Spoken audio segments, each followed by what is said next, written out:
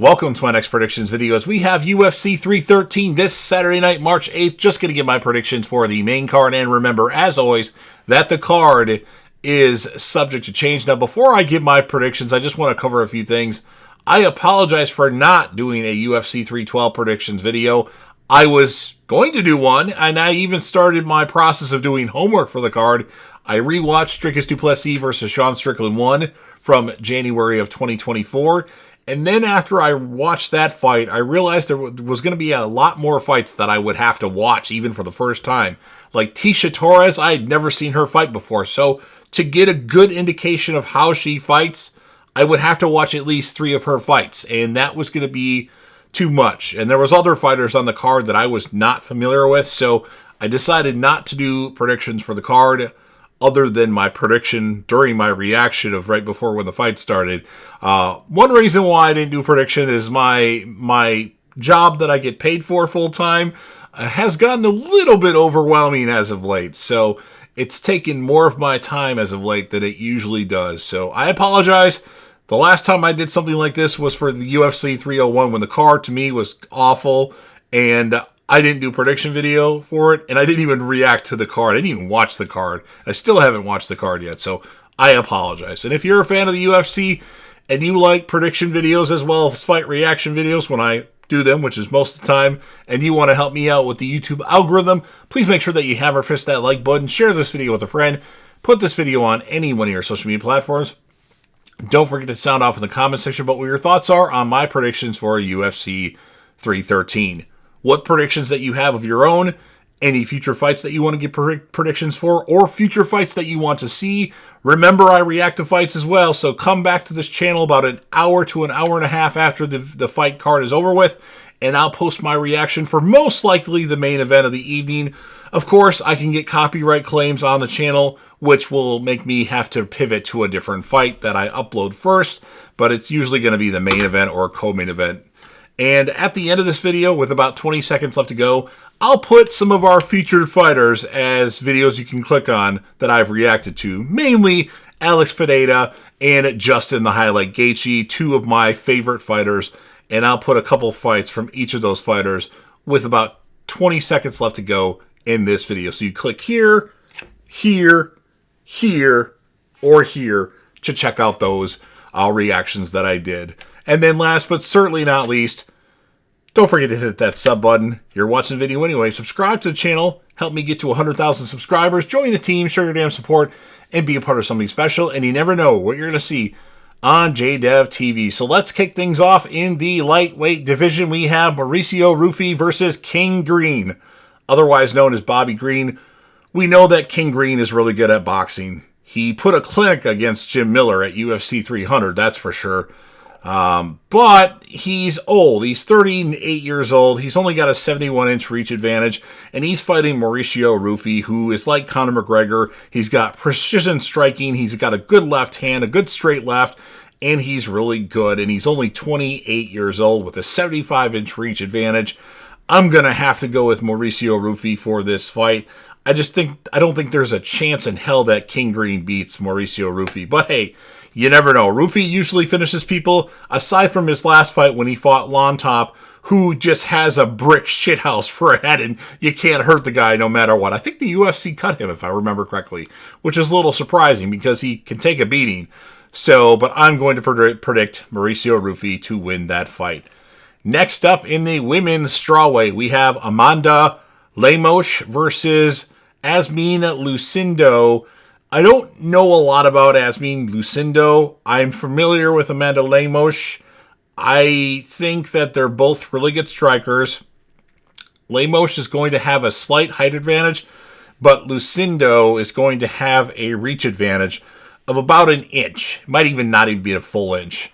I think Lemos is good when it's just striking, and sometimes she has good takedown defense when she's not fighting Zhang Weili. Zhang Weili took Amanda Lemos down dozens of times. That might not be actually accurate, but she took her down a lot and kept her down for a lot of time. And I think if Lucindo can get Lemos down and hold her down, it's going to be a completely different fight. She's really fast striking. She's young, which I like. She's 23 years old, and Amanda Lemos is 37. So this is kind of a toss-up to me, but I am actually going to go with Yasmin Lucindo to win this fight, thinking that she's going to try to utilize grappling and get some takedowns against Amanda Lemos. I like Lemos, but I just don't think she's going to get it done, and I think she's on more of the tail end of her career now that she's 37 years old. She's already had a title fight, so I'm going to go with Yasmin Lucindo. Next up in the lightweight division, we have Jalen Turner versus Ignacio Bahamondes. This is going to be a crazy fight, I think. Of course, when I'm really behind Jalen Turner, he tends to let me down. But this should be a striking clinic, I would think. But Bahamondes is legit. He's really good. These guys are both 6'3", which is crazy for the lightweight division. Usually you're about 6 foot, 5'11" in the lightweight division, sometimes even 5'9", like Dustin Poirier. I'm going to go with Ignacio Bahamondes to win this fight. He's got some good kicks, a wheel kick. He's got a straight kick. He's got a spinning kick to the abdomen that he does. He's got a good straight right. He's got a good straight left.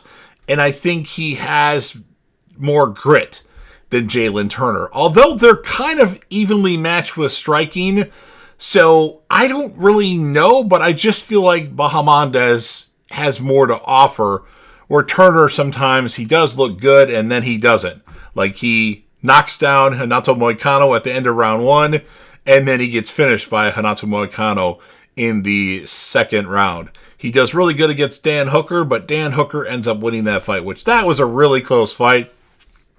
I'm not sure if the judges actually got it right, but Hooker took a head kick, like straight head kick, and didn't even phase him, which was crazy. But I am going to go with Ignacio Bahamondes to win this fight because I think he's really talented. He is the younger fighter just by a few years. Turner is going to have a reach advantage by 1.5 inches to 2 inches, but I think that ultimately Bahamondes will win this fight, which hopefully might even be the fight of the night. We'll see, because in the co-main event of the evening, we have a change. We were supposed to get Dan Hooker versus Justin Gaethje, which I was super excited for, and now we're going to get Justin the Highlight Gaethje versus Rafael Fiziev 2. We had this fight at UFC 286, I want to say, when Kamaru Usman went after Leon Edwards for the third time. We know what happened in the first fight, I believe. I just rewatched the fight last night. Fiziev won that first round. The second round was very close. I gave it to Gaethje, but I'm not against giving it to Fiziev. And then in the third round, Fiziev looked really good for the first minute of the fight, or that round. And then Gaethje gave him uppercuts and jabs for the rest of the fight and totally messed up Fiziev. So in this rematch, I'm sure Fiziev was in a camp because I think he had a fight that hadn't got announced yet, or he was about to get a fight announcement. And then, of course, Dan Hooker broke his hand. So he shouldn't be, I think, well, he's coming off of an injury. He hasn't fought in a while because of an injury in the fight he had against Mateusz Gamrot. But I think ultimately Justin Gaethje's going to win this fight. He has the height advantage. I think he's got the power advantage. Fiziev is a lot faster, but I don't think he really has a lot of power. But, I don't know. Anything can happen. I just feel like Gaethje will win the fight. He won the first fight, although it was close. But I think he's going to have a better game plan.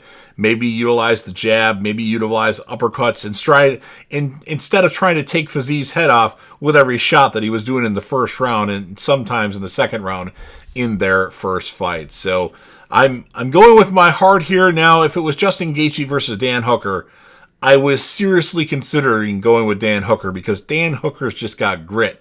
And I don't know. I mean, of course, we know that Gaethje's coming off of a loss. The crazy knockout he had, well, the knockout he suffered against Max Holloway with 1 second left at UFC 300 in the 5th round to lose his BMF title.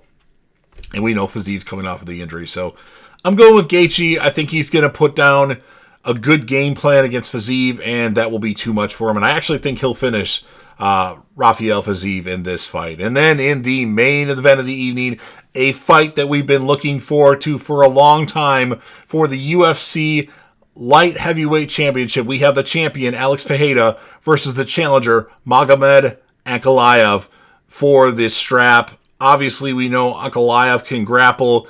He's good at takedowns, but he's not like elite at takedowns, and we know what Poatan Pereira can do. He can kick you, left hook, head kick, night. He hasn't really been tested in grappling as of late. The last test he had with grappling more so was against Jan Blachowicz, and he won that fight. Questionable decision by the judges, but I mean, he looked better other than the first round from Blachowicz. That's all I really remember is the first round of, Pereira was in some compromising positions, and he got out of them.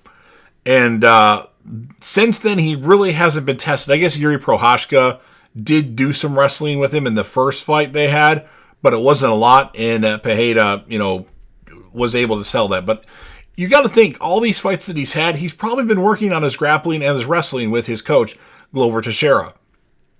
And I don't think Ankalaev is that elite at wrestling. He might be better than some, but I don't think he's going to be better than Jan Blachowicz. But I don't necessarily know. Well, actually, you know what? That might not be a true statement, because Blachowicz got, in my opinion, he was beat by Ankalaev, but they scored it a draw. So I think it's going to be a test if Ankalaev can get Pereira down, which I think he will in the first round.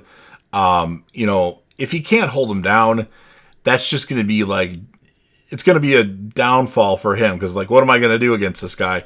And I think ultimately it's going to be a stand-up fight, which Ankalaev does like to stand and trade with people. He did it against Alexander Rakic, and he did against Johnny Walker, both fights that he won, although the Rakic fight wasn't that entertaining compared to the Yuri Prochazka versus Alexander Rakic fight. But I do think Alex Pereira somehow, someway gets the job done, and he does make Magomed Ankalaev go to sleep. So those are my predictions for UFC 313. So again, if you're a fan of the UFC and you like fight reaction videos as well as prediction videos, and you want to help me out with the YouTube algorithm, please make sure that you hammer fist that like button, share this video with a friend, put this video on any one of your social media platforms. Don't forget to sound off in the comment section about what your thoughts are on my predictions, your predictions, and any future fights that you want to see or predict with.